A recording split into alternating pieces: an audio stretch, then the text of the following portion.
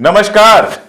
मोदी जी का डंका एक बार फिर बज गया। मोदी जी का डंका है, बजता ही रहता है। कभी मालदीव में बज जाता है, कभी नेपाल में बज जाता है, कभी भूटान में बज जाता है। इस बार मोदी जी का डंका बजा है ह्यूमन राइट वॉच ने। ह्यूमन राइट वॉच पूरी दुनिया में मानवाधिकारों को लेकर काम करती है और मानवाधिकारों के जो उल्लंघन होते हैं उन पर रिपोर्ट ले आती है।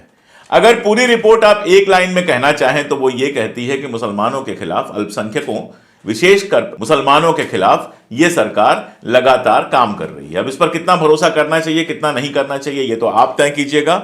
जो इस रिपोर्ट के खास खास पॉइंट्स हैं वो मैं आपको बता देता हूं। यह रिपोर्ट बताती है कि भारत में धार्मिक अल्पसंख्यकों के साथ भेदभाव किया जा रहा है। भारत सरकार जो धार्मिक अल्पसंख्यक है, यानी मुसलमान हो गए, ईसाई हो गए, सिख हो गए, इनके साथ भेदभाव का व्यवहार कर रही है। यह सबसे बड़ी बात है।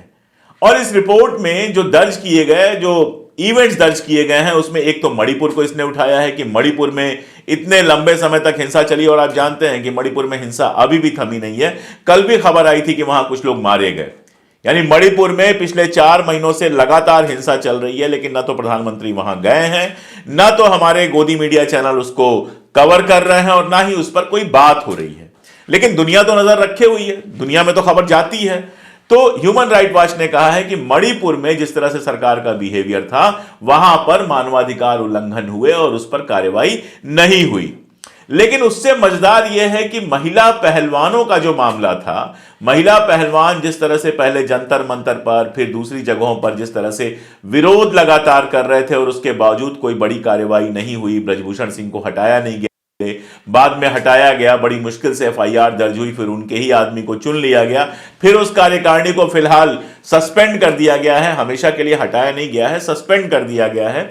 और उसको लेकर भी खिलाड़ियों के अंदर कोई खास उत्साह नहीं है। दोनों बड़े खिलाड़ियों ने अपने पुरस्कार वापस कर दिए हैं। इस घटना को भी मानवाधिकार आयोग की रिपोर्ट में दर्ज किया गया है और इसके साथ साथ कहा गया है कि पिछले साल सामाजिक कार्यकर्ताओं, पत्रकारों, विपक्षी नेताओं और सरकार के आलोचकों को गिरफ्तार किया गया। और इनका कहना है कि इन लोगों के ऊपर जो आरोप लगाए गए, आतंकवाद का भी आरोप लगाया गया और वो सारा कुछ राजनीति से प्रेरित था। यह ह्यूमन राइट वॉच की जो रिपोर्ट है वो कह रही है। यानी वो कहना यह चाह रही है कि सरकार एक तरफ धार्मिक जो अल्पसंख्यक हैं उनके साथ भेदभाव कर रही है, दूसरी तरफ जो जेन्युइन विरोध चल रहे हैं उन विरोधों को ध्यान नहीं दे रही है, और तीसरी तरफ जो ये लोग विरोध कर रहे हैं उनको अलग अलग केसेस में फंसा रही है। ईडी का तो मामला आप जानते ही हैं। चुनाव आता है, विपक्षी दलों घर ईडी पहुंच जाती है। मैंने आपको कहानी बताई थी कि एक भाजपा नेता के साथ विवाद हो गया तो एक ऐसे किसान के यहां ईडी पहुंच गई जिसके पॉकेट में 500 रुपए थे, और तमिलनाडु के आईएएस अधिकारी ने बाकायदा गुस्से में पत्र लिखा और पत्र लिखा कि वित्त मंत्री को उनके पद से हटा देना चाहिए।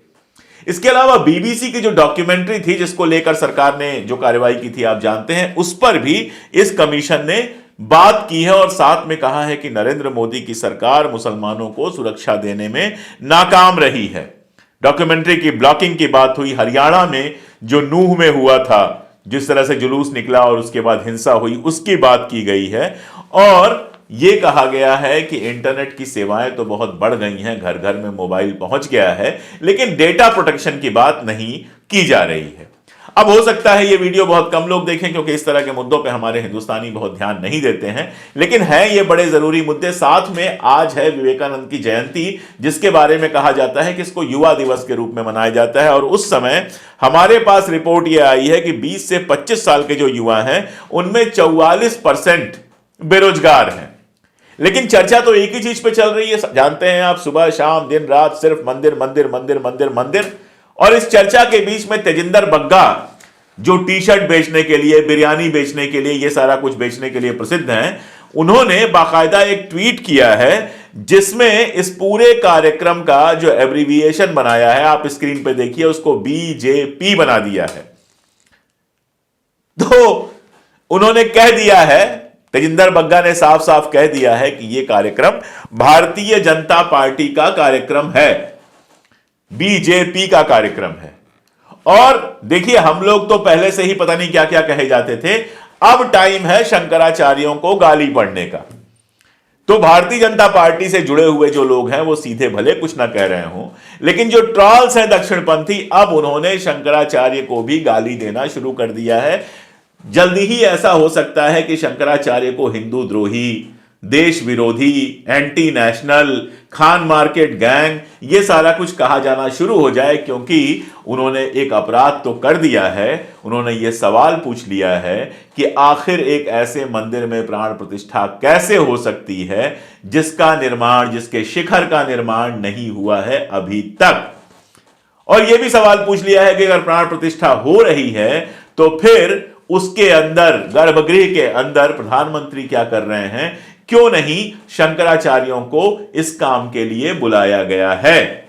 यानी हिंदू धर्म की बात करनी इन लोगों ने शुरू कर दी है। देखिए, एक बात मैं बहुत साफ कहूं, शंकराचार्यों को लेके मेरे मन में कोई बहुत ज्यादा प्रेम नहीं है, यह मैं बहुत साफ साफ बता रहा हूं। कारण यह है कि पिछले 8-10 सालों से मैंने इन लोगों को देखा है सत्ता की तुरही बजाते हुए। एक धर्माचार्य अगर आप हैं तो आपको राजनीति से अलग रहना चाहिए, लेकिन ये लोग राजनीति से अलग नहीं रहे हैं। इन्होंने अलग अलग मौके पे आरएसएस की लाइन ली है, मोदी जी की लाइन ली है, और ये सारा कुछ करते रहे हैं। ये दुखी शायद सिर्फ इसलिए हैं कि इनको महत्व नहीं मिल रहा है। अब इनको समझना चाहिए कि हिंदू धर्म का सर्वश्रेष्ठ धर्माचार्य होने के बावजूद जब ये पार्टी लाइन की राजनीति करेंगे तो फिर इनके साथ ऐसा ही सुलूक होगा।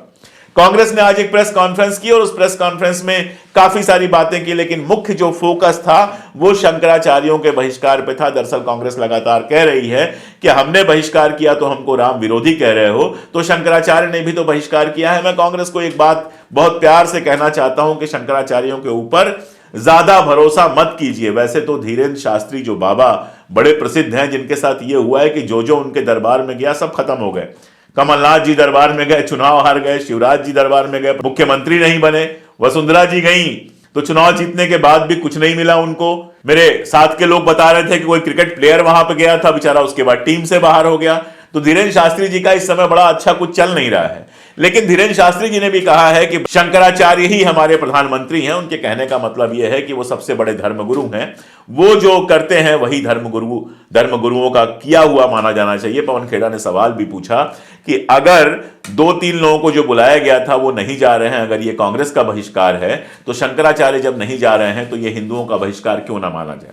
लेकिन फिर भी मैं कांग्रेस के दोस्तों को समझाना चाहता हूं कि ज्यादा शंकराचार्य के ऊपर भरोसा ना करें। कल को ये लोग पलट जाएंगे तो फिर आपके लिए बड़ी दिक्कत हो जाएगी। अरे कहना है तो साफ साफ कहिए कि ये पॉलिटिकल प्रोग्राम है। ये मंदिर पूरा का पूरा जो मंदिर के प्राण प्रतिष्ठा का प्रोग्राम है वो चुनाव को ध्यान में रख के किया गया है।